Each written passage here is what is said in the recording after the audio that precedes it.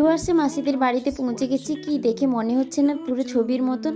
সত্যিই কিন্তু ছবির মতন। সামনের ভিউটাও ছবির থেকে কিন্তু কোনো অংশে কম নয়। সামনে পাহাড়, ওই যে সাদা সাদা যেটা দেখতে পাচ্ছ দূরে, ওটা কিন্তু সত্যিই পাহাড়। এখন মাসিমণি দরজাটা খুলছে, দেখো ভেতরটা কেমন। বাড়িটি ভীষণ সুন্দর, দেখো পুরো একটি হল রুম আর দুটো খাট নতুন হয়েছে। নতুনই বাড়ি এটা। এটা ওনারাও তৈরি করে প্রথম গেছিলেন, এখন এখানে এসে থাকা এই প্রথমই হলো। আমরা সকলে মিলে চলে এলাম। এখানে লাইটটাও চালিয়ে দিল, বেশ সুন্দর লাগছে।